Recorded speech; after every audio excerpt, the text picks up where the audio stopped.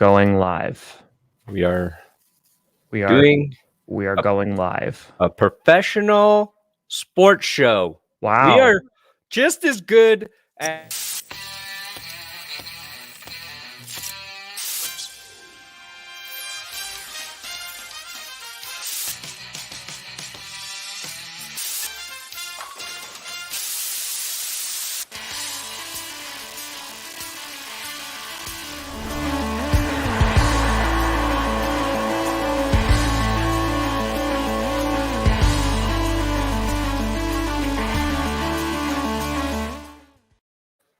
Oh, what is this?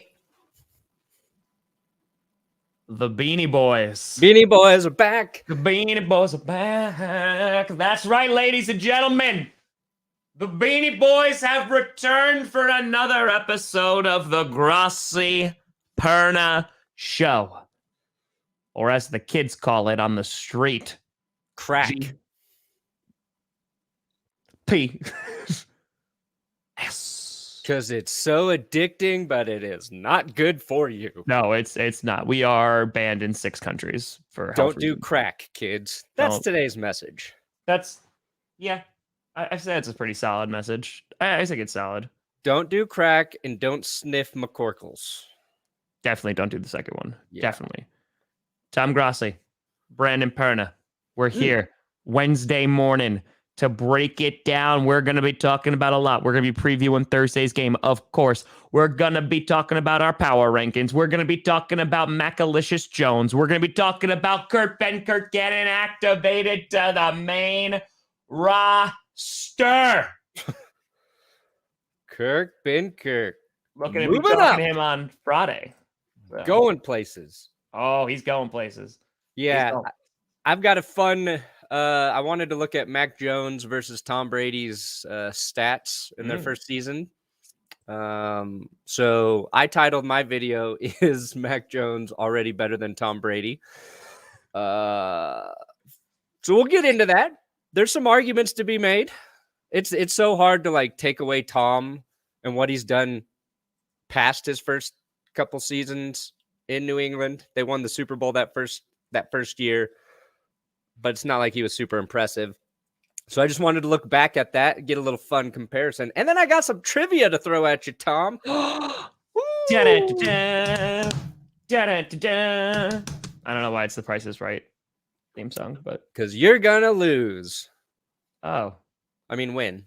Oh. I rigged the game in your favor. Oh. Okay. Yeah. I'll take that. Well, you know who is not rigging things in or out of your favor?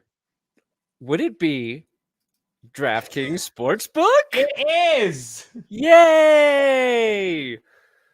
Check this out. DraftKings Sportsbook. They made a code. They did. Not a bro code. No. Not a Mountain Dew code red. No. But a promo code. GPS. Like when you 50% plug off? Yeah. You get 100% off your order at DraftKings Sportsbook with code GPS. Do you get a free gift basket? And you get code Red Mountain Dew. You get a free gift basket. And you become the bro code. You just got to put in GPS.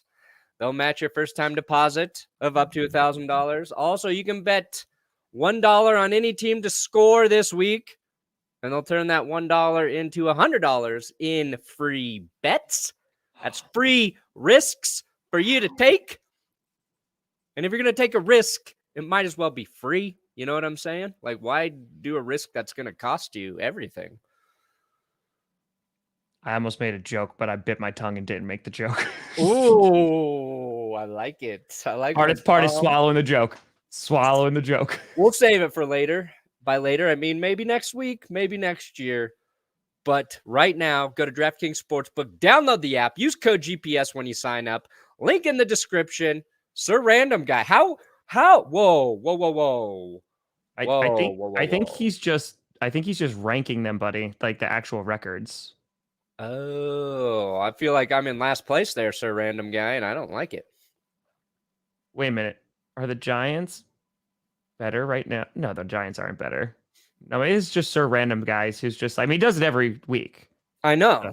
And usually I'm number 2. I know. But now the false gods of Scooter Magruder are number 2. Yeah, what did I do to drop to 5?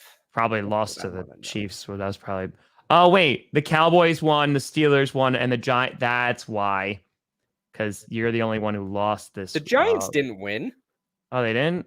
No, they played Mike Glennon. Oh, yeah. They lost to the Dolphins. I don't know. Maybe Sir Random Guy is just like, listen, I want different types of beanies. I think Sir Random Guy does power rankings the way I do them. Gonna surprise you just a little bit every time. It's out of pure gut. And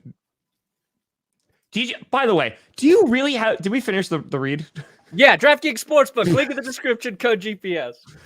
Did you have 14 teams in the power rankings this week? Yes, sir. This is why we can never compare. Because you're like, well, these two teams were on a bye, so they just are not. Well, we're getting close to the playoffs. I'm like, there's 14 teams going into the playoffs. I've got to at least throw in a couple that might make it. And I really wanted to put the Lions in. And if I put the Lions in at 10, I just couldn't justify leaving some other teams out. I did not include the Ravens this week, and that was on purpose. So I'm sorry. Can we just pause for a quick second? So Sure. The Lions being at 14, you think they're better than more than half the league right now? Yeah, because this week they won. And guess what? better than 14 half other the teams league. did. They lost. They lost. And Jared Goff threw 3 touchdowns. He was the NFC player of The offensive player of the week. Do you think they gave that to him just because they felt sorry for the Lions? Yes. No, that is no. They were thinking about maybe, and then they saw Ian Rappaport retweet Jared Goff's girlfriend in the Sports Illustrated swimsuit edition, reacting to it, going, "What do you say? Like, this is great." Something like that, yeah. And we're like, "No, Ian, bonk." Thank you, Ian. Ian, who has been suspended from the NFL Network for doing a Manscaped ad on his own, and now video tweeting out giant breasts. Because it was a swimsuit shoot. So The first thing you notice are these big, giant breasts. And you're like, why is Ian Rappaport retweeting this? I think that was like the still image too. And you're like, Ian, what are you doing, bud? Yeah. I mean, it was sweet. Like, she was super excited. Jared Goff got the win. They told her during the shoot. It was very, very cute. But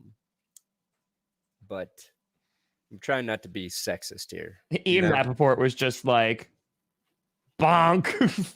That's just what it was. Oh. And did I use that video in my video? You know it. Oh, there you go. Random. I forgot about the Giants. I thought it was a bye week. So 4. Yeah, I'm back in it, baby. Thank you, Sir Random Guy. Top 4, baby. Top 4. That's it. That's all I ask. Communism reigns supreme. Okay. So let's get down to business to defeat the Huns. Brandon Perna, we haven't been together since Monday morning. And so I just want to do a little bit of a recap. Yeah, we got to talk about that game. We got to talk about that game. I tweeted out as a joke, like over under 5 passing attempts for the Patriots in like the first quarter. And it was a joke. But if you chose the under, you are correct. It was stupid. 3 times. One of my buddies is a very avid Bills fan, and he was not happy. He goes, "They're gonna run!" And Bills fans, how you felt about Monday's game, that's how I felt in the NFC Championship game against the 49ers, because that's all they did too. Yeah. If you're having success doing that, keep doing it. And the Patriots, they weren't even running that well. They had the one big 60 or 70 yard touchdown rip. But other than that, like, the Bills did a pretty good job at containing them. They moved into field goal range twice, right? Yep. The Bills, the fumble early really cost them. Yep. The defense played well, and the difference was that when the Bills got into the red zone after that first touchdown, the Patriots shut them down. And the Patriots do things that like such well-coached decisions that will infuriate you. Yes. Because if you're watching the game. But just like the Manning cast, they're pointing out getting the ball to the correct hash for your kicker instead of trying to score or, get another first down, realizing like a third and long, let's just get the ball to the best spot for the kicker. We'll keep it there. We'll run it to this side. And that helped them out. And like those little things are different. And that's why they win.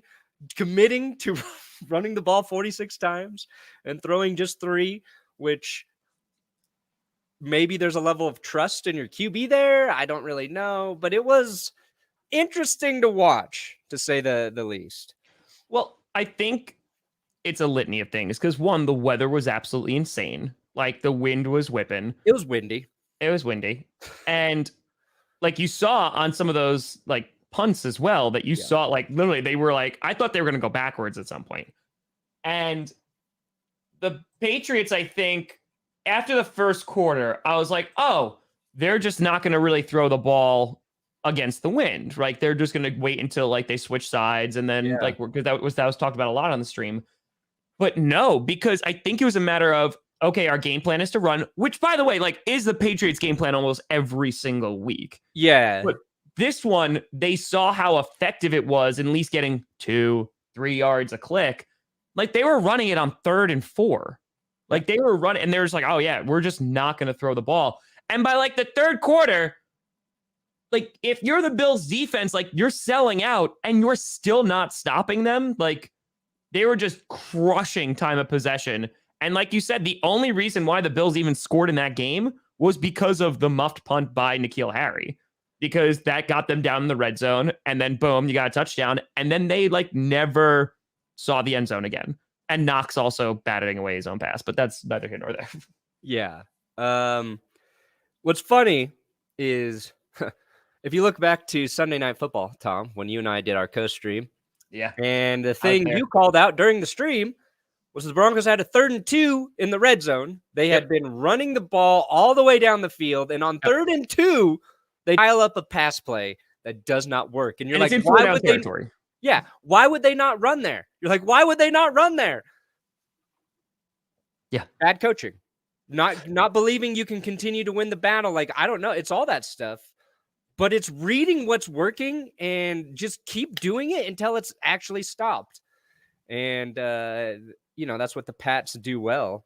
I really do like, though, that Sean McDermott and the Bills do not give a fuck about the Patriots and actually hate them more because of that game. He's like, let's not give Bill Belichick more credit than he deserves. Yep. We did some good things as well. I'll take our performance over and over again. What we did in the red zone to them, like all this stuff. He's like, it just didn't fall our way.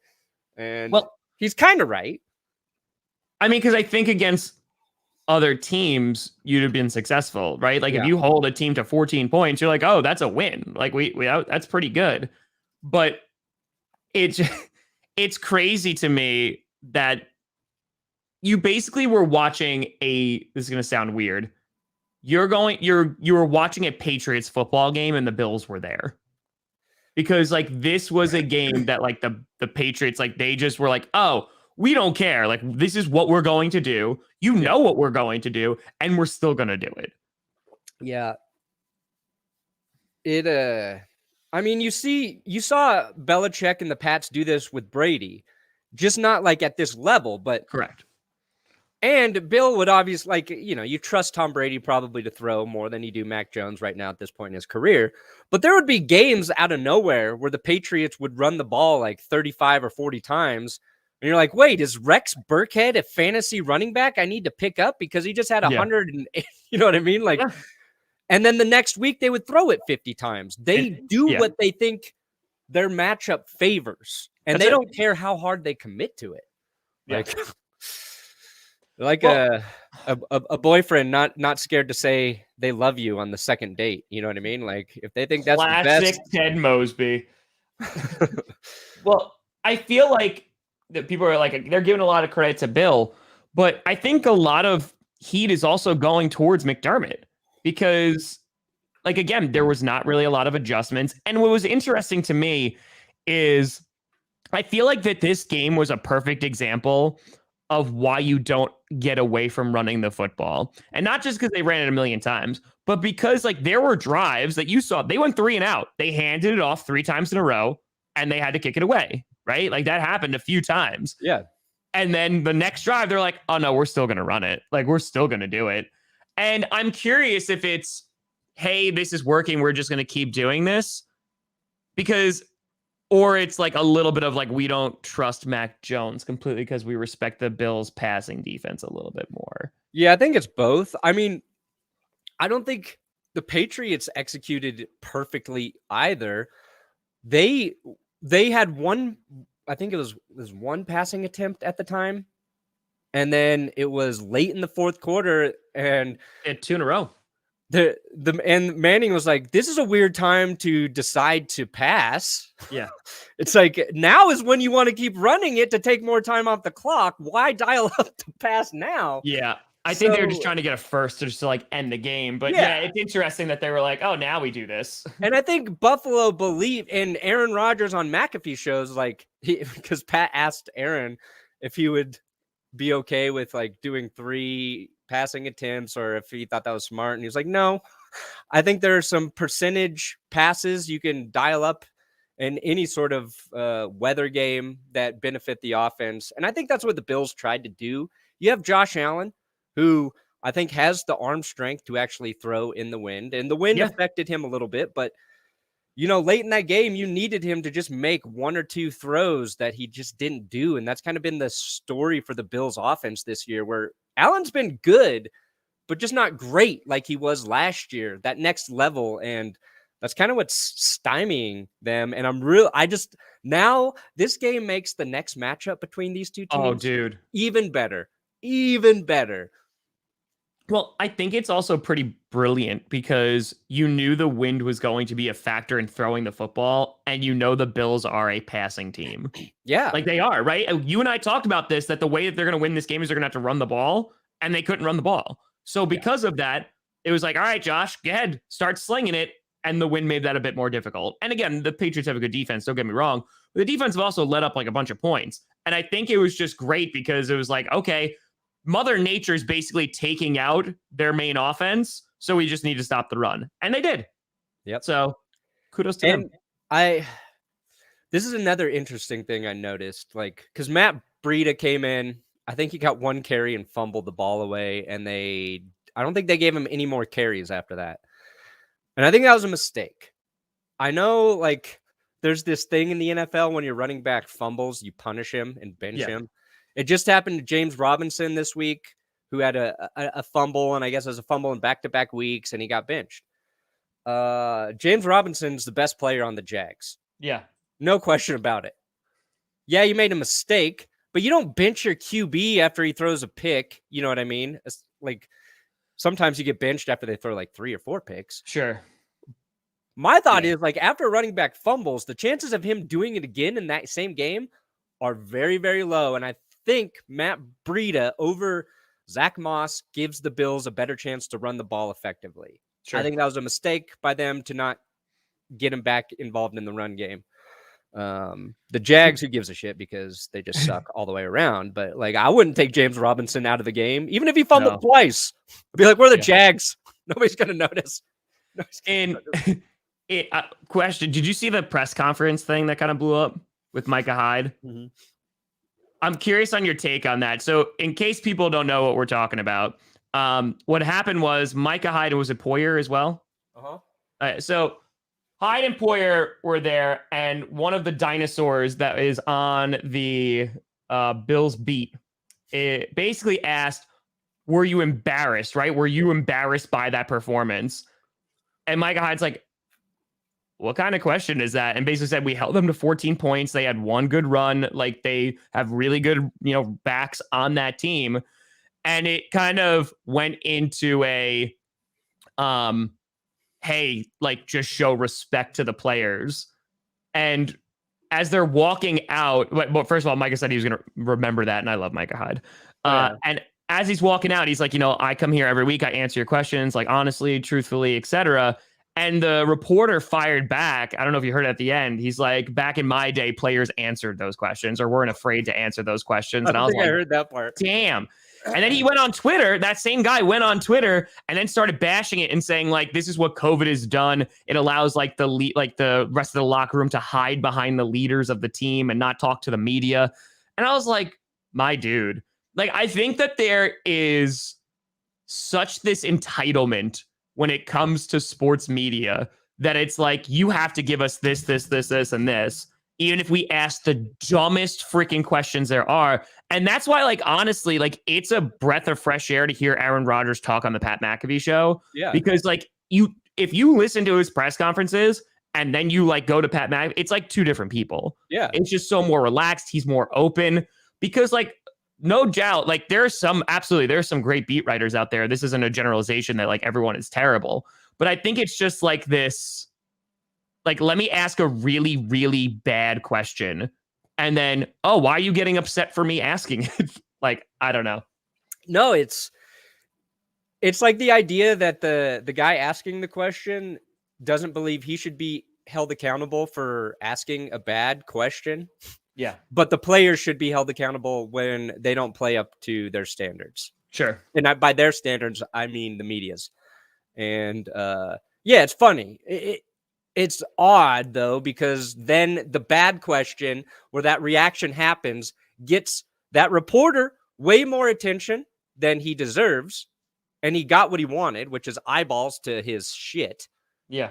And then it also draws more attention to the players, which they don't want in that situation. So, it's I love when it happens because you get to see how players really feel. It sucks that that's the way it's got to happen for the press conference things. But yeah, it's a big story this week. But I think it also helped bring attention to the fact that the Bills did play well throughout the game. Their defense did what you needed them to do. Is just the weather and the offense couldn't get it done. So, well, that's the thing too. You look at the Bills' offense, and you would think that they could put up more than 14 points. Mm-hmm. Right? Like that'd be anticipation. People are looking at the Bills and they're saying, "Aren't you embarrassed because you knew it was going to be a run?"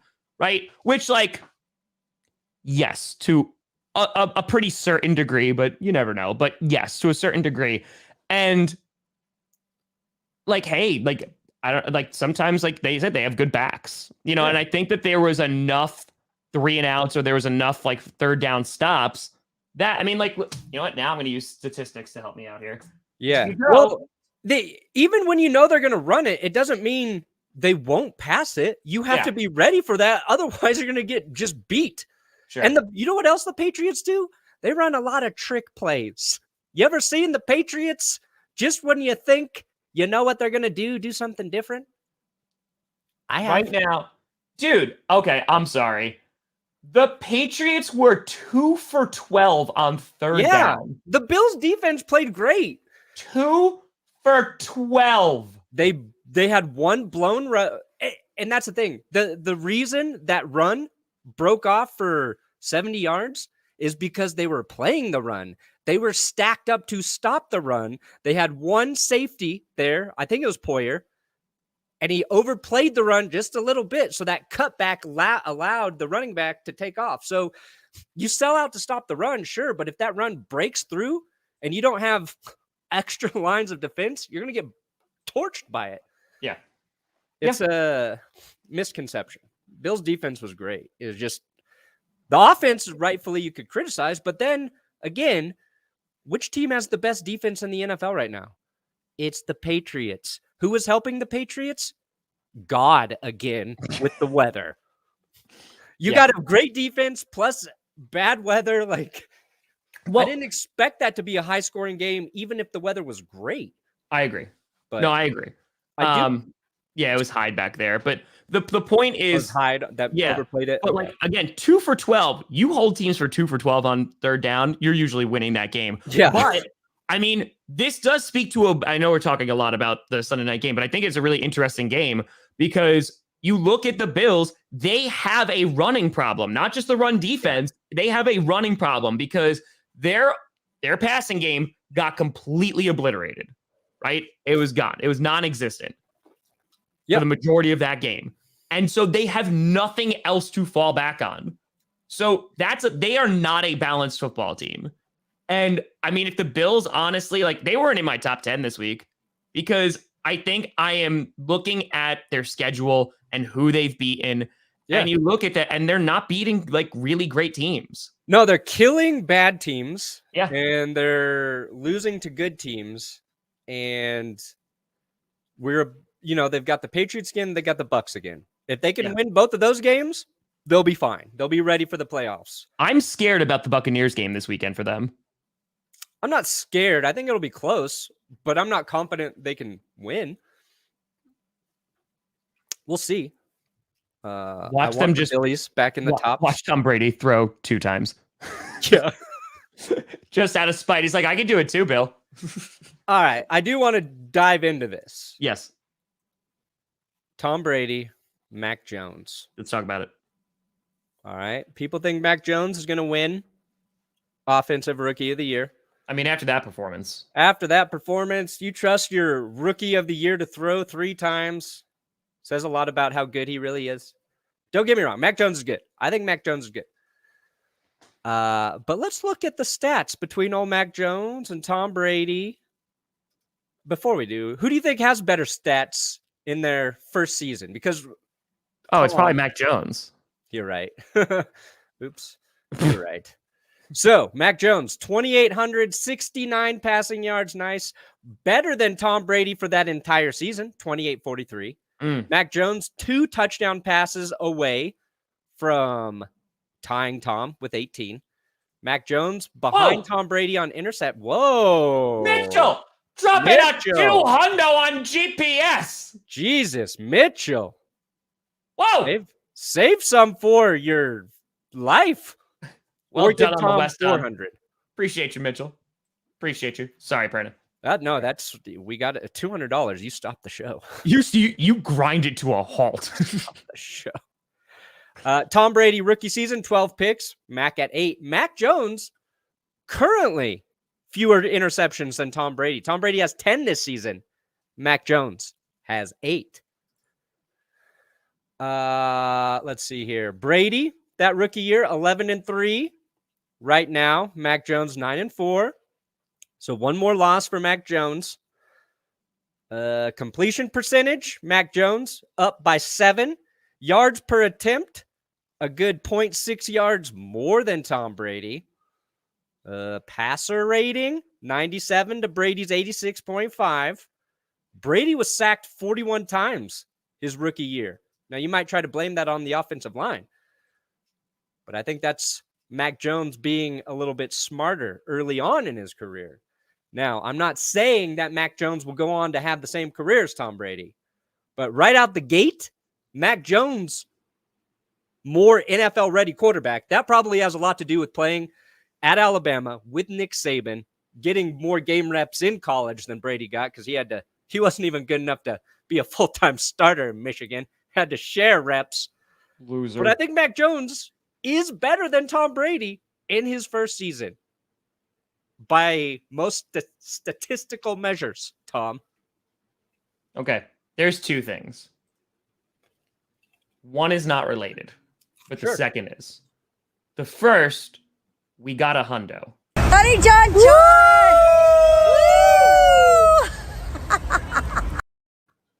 1. The people in the chat were asking for it. The second thing is that, first of all, Perna, I disagree with one really big thing that you said. Because wins are not QB stats. No, that's true. Get it out of there, Perna. And guess what? Monday proved that. Monday proved that. Just like the Tom Brady owns Aaron Rodgers crowd out there, who threw 3 interceptions in the NFC Championship game. Yeah, I'm still salty. 1. Second of all, people are very happy about the Scooter Railway. Third of all, I don't know what point I'm on.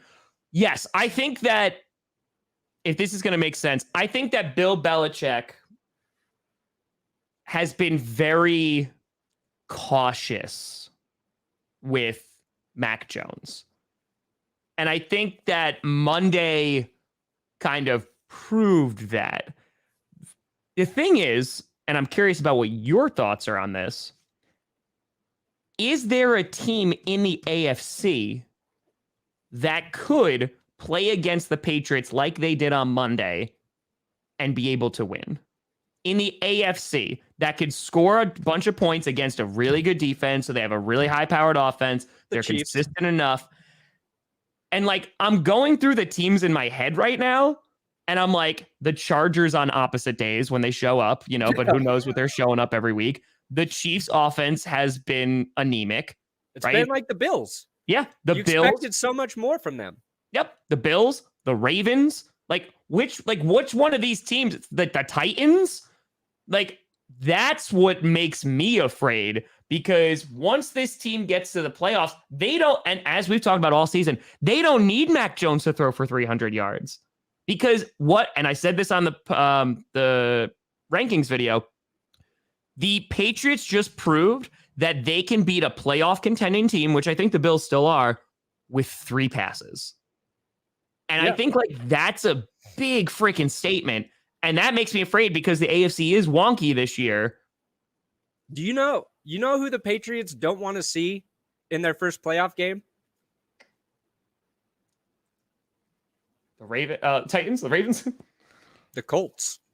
I think the Colts pose the biggest mismatch for them. So look, the Patriots, let's say the Patriots get the 6th or the 2nd seed, so they don't get that first round bye. Yeah. And they got to play the Colts, who would be like probably the worst team record-wise, sneaking in that wild card, right? That's a team that's got a good defense, a well-coached team. They do make just a few too many mistakes. I'd worry about Wentz, but yeah. But the Colts can run the ball. They can. And they can run it just as well as anybody. And I'm not saying the Colts would win that game, but if Jonathan Taylor has a day and that defense shows up, Darius Leonard confuses Mac Jones a couple times. If you've been watching Hard Knocks, Darius Leonard is an insane person. He is crazy. He has, and you always see that with like middle linebackers who are really good. You're like, there's a screw loose with that fella. Because I think you have to have it to play that position well. 100%.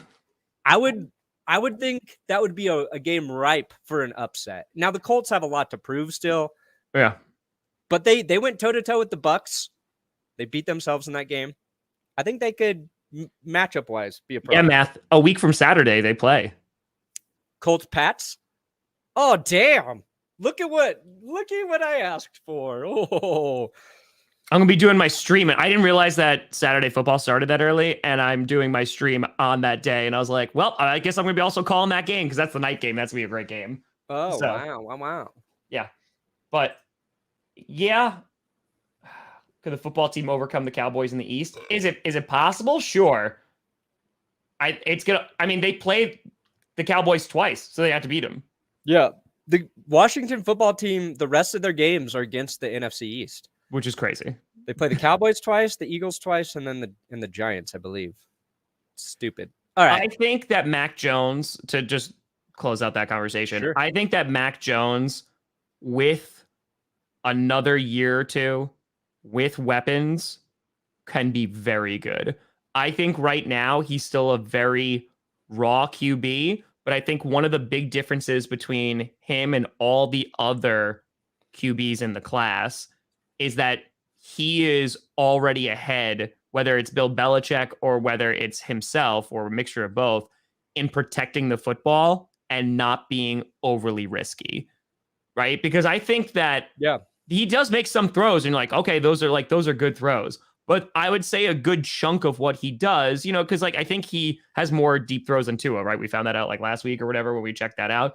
There's times where he can sling it. But I think if there's anything that he is head and shoulders above the current class that's participating this year in the rookie season, is that he's just making better decisions with the football. And he also went to the best team possible. This team is perfect for Mac Jones.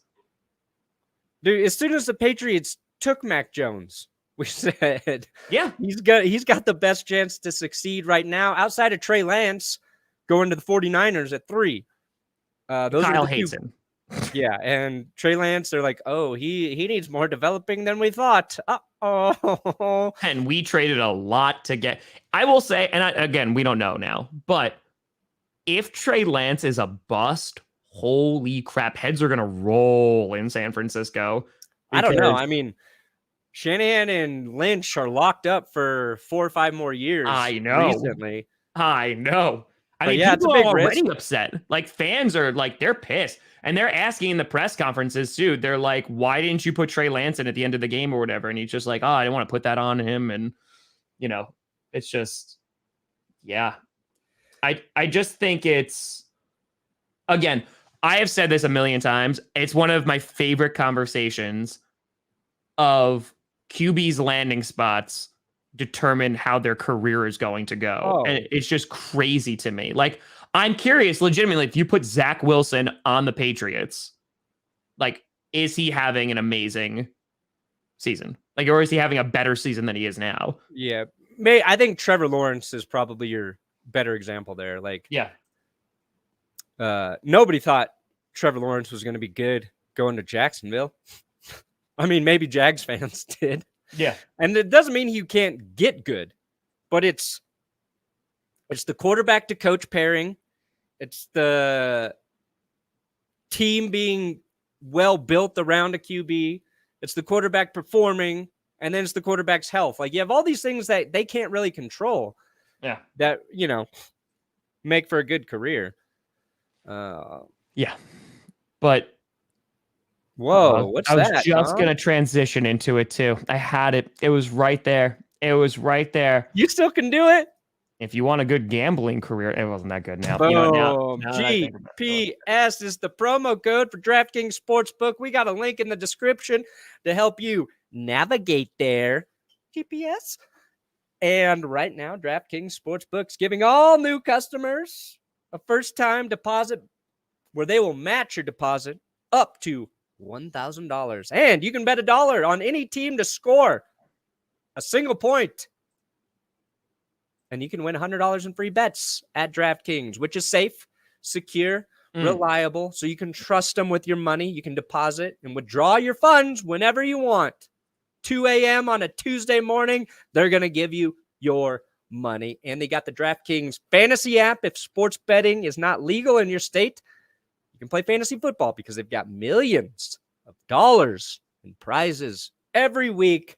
So if you're better at fantasy football, that might be the better angle for you. Anyway, same game parlays, QB props, running back props, wide receiver props, all sorts of fun ways to bet. Just use code GPS. They support us. And if you're going to do it, you support us by using GPS. Okay, Tom, I got trivia for you. I got some trivia for you. Hit the music.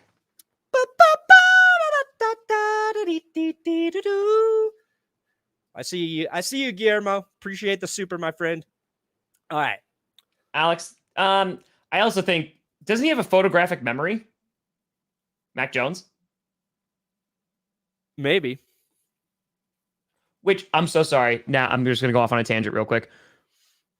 This went viral from Sunday. The Cooper Kupp answer. So, like, when he was asked that question and he went on, like, a huge diatribe of, like, football jargon, and people were like, what? Like, that's what I think is always amazing too. Like, Aaron Rodgers, Packers fans know this because Aaron Rodgers is like, oh yeah, well, like in 2008, there was this third down call that I did against this one team against the Bears. And that's what, like, there are like some of these athletes are like, this is why they are the best in the world. Like, this is why there's only like 1,000 or so NFL players in like on the active roster, because like some of these guys like are so insanely smart when it comes to their craft. And I think that sometimes, I'll give you another example. And I learned a lot watching the Manning cast during that Monday night game again. And I usually have it on, but I was able to just like sit down and listen to him. Yeah. Like the Bills were in the red zone and they had to burn a timeout on, I think it was like a third down, or no, it was a first or second down. They had to burn a timeout because Josh Allen maybe couldn't hear the play call. They didn't have it right. And Peyton was like, see, that's why you need to have a secondary play in that situation, a go-to play, a couple plays as a quarterback you want to use if you can't rely on, your headset or your coach getting you the play. A couple of your favorite plays there, run the play so you don't have to burn a timeout. I was like, oh, yeah, that's smart. That makes a lot of sense. And then Eli was like, no, that's an important situation. You don't want to call a play that's not going to work there, a bad play. You want to make sure you have your best play available. Yeah. So he was defending the timeout. And I think that's like, if you're looking at Manning and Eli as the difference between them, Peyton, always super prepared, over prepared. And Eli, I think, very well prepared coach or quarterback. But I think that's the aggressive nature in Peyton. The guy who is not going to let any part of the game be out of his control. And that's cerebral. what great quarterbacks, you got to be able to take charge of a game and not give a fuck what your coach wants to do. If you think you have a better play to go in that situation and you're not going to burn a timeout, which the Bills could have used those timeouts later. So I thought that was interesting. God, we get it, Perna. You love Aaron Rodgers. Yeah. What? Yeah. I do. All right. Trivia. Gad. Oh, right. Okay, here we go. Da-da-da-da. All right. Hold on. I got to pull up this other thing here. Da-da-da-da. I'm so good at trivia. All right, Tom. Pick six trivia. Do you know which current active quarterback with at least 1,500 pass attempts hasn't thrown a pick six in his career? Oh, not at all? Ever. All right, because Rodgers has thrown 3, I think. He's thrown 3. Talk about photographic memory. Yeah, one was against the Bengals. One was against the Buccaneers. Tom could be an NFL QB easily. If only I had talent. They're still playing today, right? Is it Lamar? Ooh, close. It is Mitch Trubisky. Oh, it's Mitch! Now, I saw this MVP on NFL Reddit, and I thought it was interesting because wow, the player with the most pick sixes right now is Matthew Stafford. Yeah. And so they put together this pick six stat sheet here. 17% of Matthew Stafford's interceptions go the other way for a TD. Mitch Trubisky down there. How's the Penguin? He's upstairs. He's okay. I'll bring the Penguin back.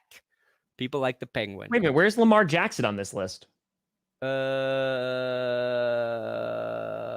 don't know. I don't see him. Hold on. Lamar Jackson has to have 1,500 attempts, no? I'd imagine. So Trubisky, 0. Teddy Bridgewater, second fewest pick sixes, 2.3%. Now, Teddy's a good example of how stats can be misleading because Teddy has an extremely high completion percentage on third down, but the Broncos are one of the worst teams at converting third downs. He doesn't have 1,500 attempts. Lamar doesn't yet? Nope. Wow. He's got, let's see, this 170 in 2018, 400 and he only threw 400. Okay. 401, 376, and then this year is 378. How does Trubisky have that many attempts? Damn. I mean, he was a starter for a while. Yeah, I know, but not that much longer than Lamar. Well, that just goes to show you how crappy Matt Nagy is because he has David Montgomery and he still went with Mitch Trubisky. So, yeah. Nope, that kind of makes sense. So there's your guy, Aaron Rodgers, down there at 3.2%. Wow, I actually got that right. 3 pick sixes. Hell yeah. Yeah. Hell yeah. 1.3% pick sixes for Rodgers. Are just his interception rate is 1.3. Tom Brady, 1.8. So Rodgers better than Brady in the interception department. I just thought this was interesting. I like stats that you don't really think about. Yeah. And the only quarterbacks with the pick six percentage below 2%, Mike Phipps, don't know who that is. Daryl LaMonica, don't know who that is. But also Doug Flutie. We got a Doug Flutie stat. Doug. Now, do Well you done, know who's Flutie. thrown the most pick sixes all time, Tom? All-time pick sixes? Mm-hmm. Is it Favre? Yeah. It's Yeah, I Favre. was about to say. I'm like, that man's thrown a lot of interceptions. That's probably Favre. It's Brett Favre. Yep. So Favre. this leads me to my next stat since you mentioned it. Panthers could have. Matt Nagy's passing offense, from a tweet Bill Zimmerman put out, averaging 173.8 yards per game. That's last in the NFL by comparison. Sid Luckman from 43 to 47. Sid Luckman, 189.5 passing yards per game. So Matt Nagy's passing offense, literally less efficient than the Bears' passing offense in the 1940s. And they were in World War II. Yeah. Like, there was a world war going on, and still they were running a better passing offense than Matt Nagy in 2021. I thought that was hilarious. Hilarious. So half the guys are off fighting the Nazis. The receivers are all gone, and they still have a better passing game. Sid Luckman drops back, and he's like, fire Nagy. Boom! Wow. That is phenomenal. Like, Now, they have kids, like, with polio, like, playing in the league at that point.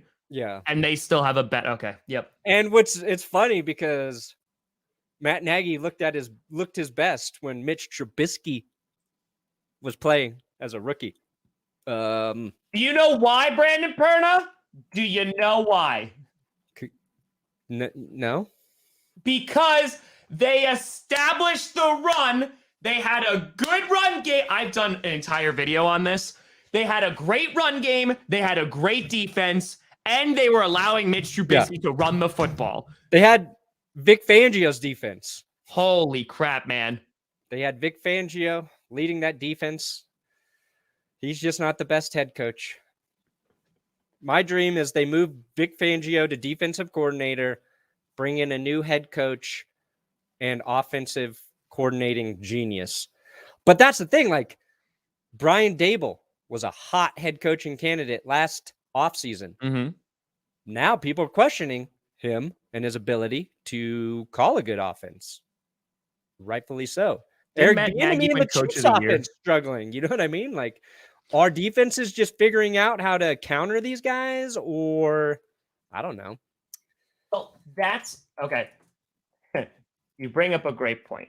Okay, first of all, Matt Nagy won Coach of the Year. So, I forget that. He won Coach of the Year that year. Okay, one.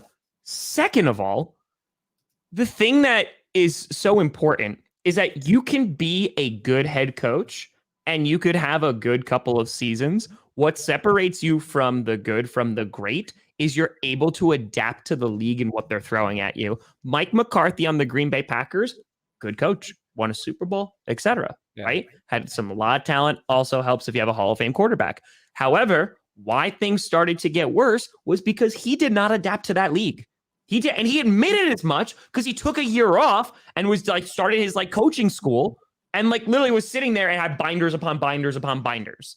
So yeah, it's a matter of great coaches are able to adapt not just year to year, but week to week and sometimes even like from half to half. Oh yeah. And the bad ones or even the good ones are sometimes not able to do that. Yeah. Same thing with YouTube.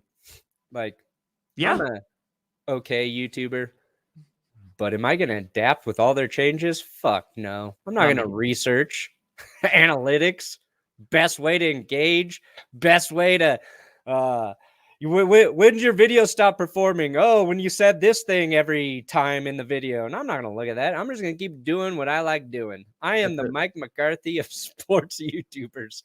Oh no. You won a Super Bowl though. Yeah, I did. Well, buddy, just know that there are going to be 0 dislikes on this video. Yes. Dislikes. Dislikes are gone. Power ranks? Power ranks. Perna, what in God's name is that? That's my power rankings. Perna, first of all, First of all, I thought you weren't ranking by teams. You didn't last week, but now you're doing it all of a sudden, and the Packers dropped to 5. Yeah, I said I'm going to put the Packers at 5 just so Tom doesn't bitch about them not being on the list in the power rankings.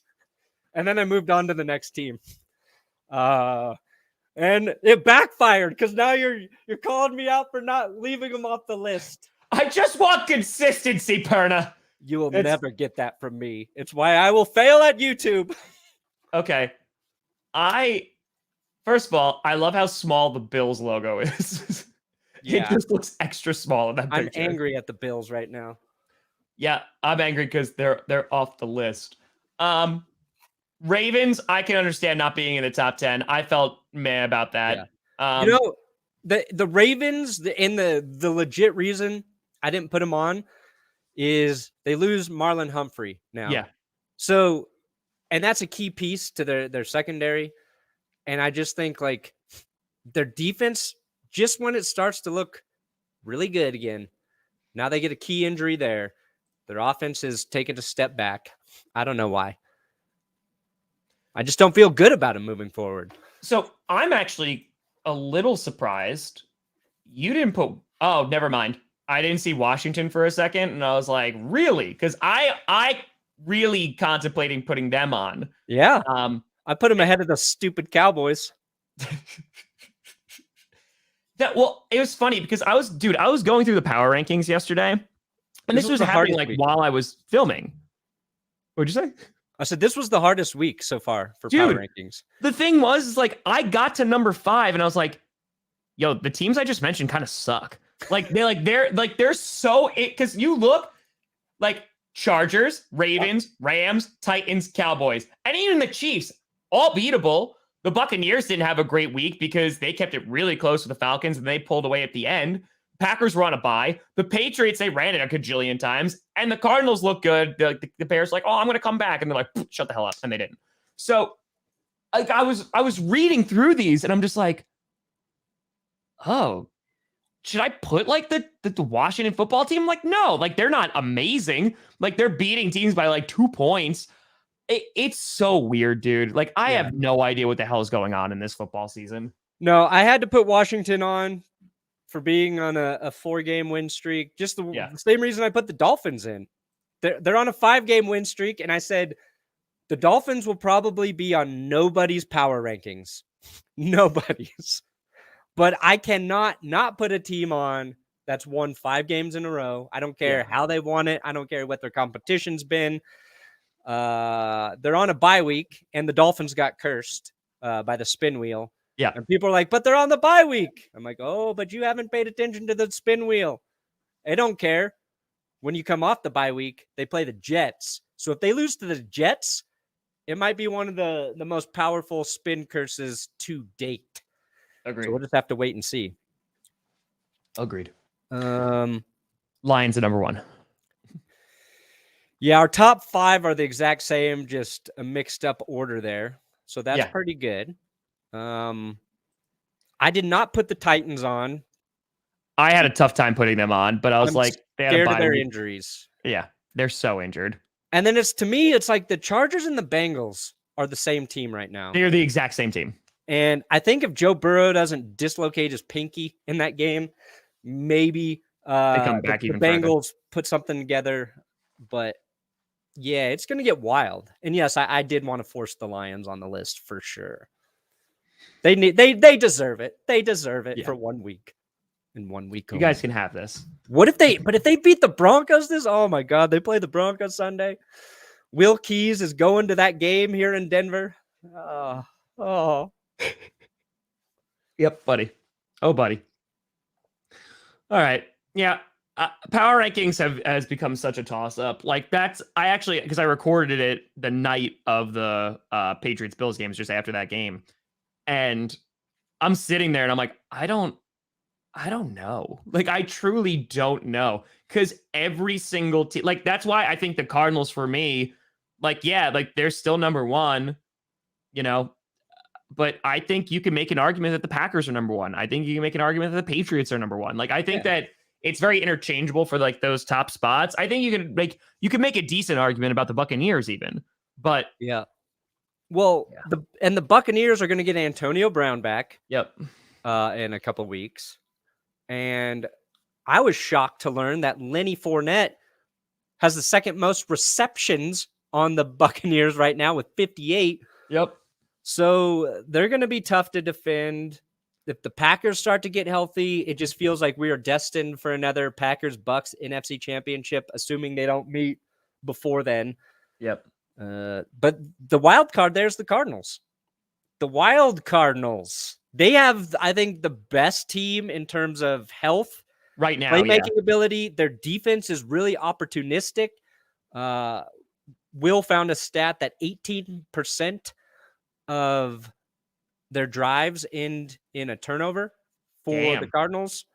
So, almost 1/5 of the time the defense is getting a stop or, making the turnover there. So it's just going to be interesting. The NFC playoffs will be fun, and the AFC playoffs will be fun for the opposite reason, where you don't know who is good. Well, there's too many teams that might be really good in the NFC, and there's not enough teams in the AFC that might be really good. Well, and here's where I'm nervous, because the AFC is so up in the air, and the one team that has been consistent has been the Patriots. So if they can keep that, like, I have not been a Bucks Patriots person, like Super Bowl. Like, I don't think it was ever going to happen this year. But dude, like, it concerns me how chaotic the AFC is. And if the Patriots, which they are, make it to the playoffs, like, I think that they can. I honestly, is it crazy for me to think that the Patriots could run through and win it and get to the Super Bowl and then get slapped by an NFC team? No, not. You don't think so? No, I don't think that's crazy. I think it could happen. I legitimately think, because I don't know what the level of competition is in the AFC. I don't know. I think if they played the Bucks in the Super Bowl, they wouldn't get slapped, because we've already seen that game play out, and it was before. It was early in the season for Mac Jones. You know what I mean? Like, Mac Jones will be better in the Super Bowl if that were to happen. I think a team like the Cardinals or the Packers could slap the Patriots, because Aaron Rodgers can control the game on the field. Tom Brady can too, but I just think there's something else there where Tom's not going to play his best game against Bill. You know what I mean? It's just that, like, it's that intangible sort of thing. And then the Cardinals, I think the Cardinals would have the most potential to blow out the Patriots if they made it. And that's the thing too. Like, I'm also like, can you actually even blow out the Patriots? Like, because then I'm like, well, now I'm thinking about the Falcons again. And yes, Adele songs. Oh my God, it'd be unbearable, dude. No, but I don't want to see that Super Bowl. I really don't. I don't either. Because I need the Packers to win. That's like choosing between waking up and having the flu, or waking up and being so hungover that it just feels like you have the flu. Like, exactly. You're going to be sick no matter what the result is. Real quick, I did want to talk about this. We are at the point in the season where we actually have to start looking at playoffs. By the way, Montez Sweat tested positive for COVID. So that's not great. Ooh, not good. Also, on the rundown, Jamal Adams out for the season too. Oh yeah. But playoffs, nobody in the AFC can clinch anything, which is no surprise whatsoever. Oh, that's nice. No. But this week, you can have 3 teams from the NFC clinch a playoff spot, and 2 out of those 3 can actually clinch the division. So, starting off with the best record team in the NFL, and that is the Arizona Cardinals, they can't clinch their division, but with a win or a tie, they can clinch a playoff berth. A Minnesota loss plus a San Francisco 49ers loss, they can also get one. And then they could also get one with like Minnesota, New Orleans, Carolina. It gets complicated. So basically, Arizona, if you win this week, you make it into the playoffs and you punch your ticket. We know that you're already going to make the playoffs. And the Cardinals are playing the Rams on Monday Night Football, that'll be a spicy game. Then, hopefully that's a good game. It should be. I'll be streaming that. Then you got the Green Bay mother-loving Packers. If the Packers win, and the Minnesota Vikings lose tomorrow night on Thursday Night Football against the Steelers, the Green Bay Packers not only make the playoffs, they clinch their division. They win the North in Week 14. All about that. Wow. All about that. And finally, to the surprise of no one, the Tampa Bay Buccaneers, they will clinch the division with a win, a New Orleans loss, and a Panthers loss. Oh, so they need a little help. Need a little help. But I think right now the Green Bay Packers, I think the Cardinals have a great shot of getting into the playoffs this week, securing their ticket. And the Packers, depending, I think the Steelers could beat the Vikings, considering who knows about either of those teams. And plus, anybody can beat the Vikings if the Lions can. That's 100% accurate. Yes. So almost made it. But Thursday night, Steelers, Vikings. It's a home game for the Vikings, but Dalvin Cook, right? He's still going to be out. What about Thielen? Is Thielen going to probably miss some time? I don't know. Oh, I think it was a high ankle sprain. So yeah. Yeah. So he'll miss some times. Yeah. I think it's going to be very interesting. Oh, I got you, bud. Yeah, that West video was something. I was happy with that one. That was a little something. I hope the Vikings get destroyed. Yeah, I'm sure you do. Because I want the Green Bay Packers to annihilate the Bears and win the division and have it all locked up before Christmas. There you go. Nothing to worry about. Just opening presents. Little bow. We made it. We did it. We did a whole show again. We did. 3 days a week. Every Folks, Monday. Oh, wait. Hold on. Nope.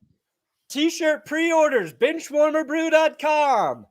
You got pre-orders until the 10th. We extended the pre-order. So if you want your Benchwarmer Brew shirt. Get closer to the camera, Perna. Get closer. Oh, there it is. There it is. You see, you couldn't tell. There it is. There it is. There you go. Flex we got it. My colors, urinating tree colors, and 5 points vids colors. Nailed it. We should just do a Tom Grossi color scheme one day. Should just do it. Because why not? Why not? Because why not? It'll just say Tom Grossi color scheme instead of Benchwarmer. That's all it says. And it's in black and white. But folks, we appreciate you coming out for a Wednesday morning edition of the Grossi Perna Show, otherwise known as the G, the P, and the S. You have been navigated. No. Oh, sorry. Yeah. What if they don't know who I am? He's Tom Grossi. I'm Brandon Perna. You've been navigated. And you have reached your destiny.